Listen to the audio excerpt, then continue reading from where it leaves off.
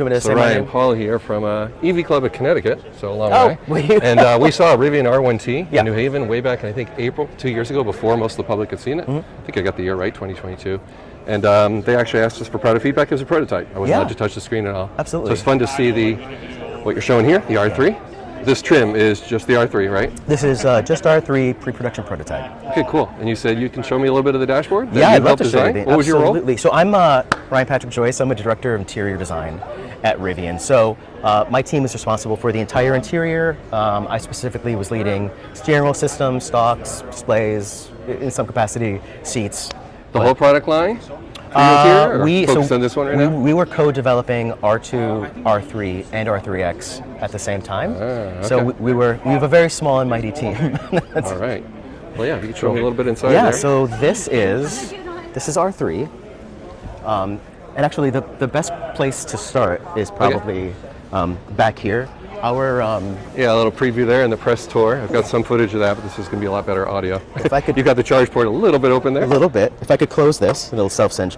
My favorite part is starting here with the taillight signature. It's this really clean, crisp, trapezoidal, almost squircle type of shape with a light bar going across. And I remember very early in our development process, the exterior designer, Juliana, sketched this, and we were all kind of enamored with it because it was so clean, so pure. And our interior designer riffed on this for the instrument panel. So just remember this line going across and remember this trapezoidal shape. I mean, here in the US, we just have no hot hatches. That really, they're just starting, so it's really cool to see this. So I know it's way in advance, like at least, was it 2 years out before anyone? Well, R2 is launching first half of 2026, so this would happen sometime after that. This one's even later, yeah. Okay. Yeah, but here, if you look at it again, you can see that trapezoidal shape and then the vent line going across. These are hidden vents.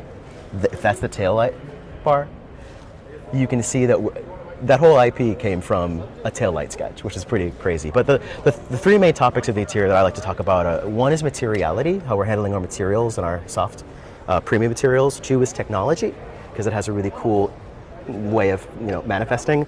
And then three is storage. So from a material standpoint, normally in vehicles of this segment, you might get a soft IP upper, instrument panel upper, but the rest is normally like molded plastic, it's hard. Here, we've got a hand-wrapped upper with a beautiful deck stitch. This lower part of the IP, also wrapped. This mid-panel, beautiful wrapped fabric in permafrost. IP, instrument panel. Instrument panel. Door upper wrapped, mid-wrapped, armrest wrapped. To get a vehicle this size with this big of a commitment to like nice materials, it's pretty rare. So even though this is pre-production, you think we're looking at pretty close to final materials? Pre-production, so we're... Yeah, can't say. Right? The goal is, well, I can't say for sure specifically, this is what we're marching to. I'm looking at these buttons on the side here then. What are we doing there? Memory? Yeah, so here you've got your e-release for the door switch and a lock and unlock. We want to make sure the e-release has a nice home, so it feels like it's in the right spot, and you know how to get it if you need to. Nice. So that's materiality. Technology is also super cool. So these are haptic rotary controls, these big dials. We don't do a lot of hard switches in the interior, hard controls, but when we do, we ask a lot of them. So these kind of scroll up and down, but they also give you haptic feedback of different levels. So when you are, so let's say right now we're adjusting volume, you can see it goes tick, tick, tick, tick, tick, nice, precise movements. When you go on this one and you say to have different drive modes, it changes the feedback and it gives you nice, precise clunks. So basically, different features have different kind of haptic feedback, and no one does this. This is so cool. This is probably what I'm most excited about.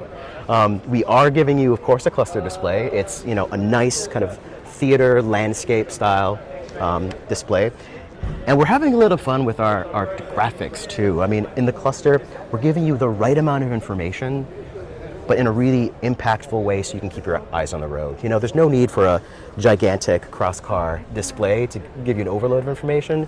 You need just the right information. Most times in displays you get, let's call it hyper-realistic images of a car. We're having a little bit of fun. This is our cell shading, right? So our designers have illustrated the cars in all the different colors, just hand illustrated. You can spin the car, and it's a little bit fun. It's almost like a comic book. Really, really interesting. And then finally, storage. Most cars, of course, have a glove box on the passenger side. Being a modern electric car, those packaging efficiencies allow us to also have a center glove box, which is huge. I can see myself putting so much stuff in the IP. Of course, we have storage here. We also have a storage slide-out tray right there, large enough to fit full-size tissue box. Of course, we have that tray can kind of hold a purse or something, right? this fits your purse here, yeah. or your man bag, depending on what kind of bag you have. And of course, we have our super robust pop-out cup holder. So Nice. there's so much storage in this vehicle. I mean, it's such a small vehicle. And and the last thing, full-size bottle storage, and of course we have our articulating mat pockets. So we've tried to design the vehicle to have as much storage and technology and premiumness that you expect out of a Rivian. 2 quick questions. Full-size glove box or half, or is it a drawer style? It's a full-size glove box. Oh, nice. And then the tick in the wheel, is it kind of faked with certain motors, or is it actually just a weighted wheel with actual notching? So the wheel does rotate this way, but the pushing forward, pulling back, and the back to side, haptic feedback. I mean, I can't let you feel it right now, but it's so cool. Cool. All right, and just to finish off, you were saying the dashboard kind of has the same look as the taillights, and I see what you're saying. Yeah, so you can The see slot this there, this slot right there. We're trying Let's to go hide back. the vents, and there you can see the Oh, back. yeah. Well, it's fun to see your enthusiasm for something come to life that you worked on for so many years, and it's really cool to have you at a show like this. Yeah, thank it really you so makes it much. worthwhile for me to come and talk to people that design this stuff. It's We really- are super proud. We're so excited to share it with you. So thank you so much. Thank you so much for your time. All right, got to get that on camera. How does it look? It's so clean. There's the nabbed.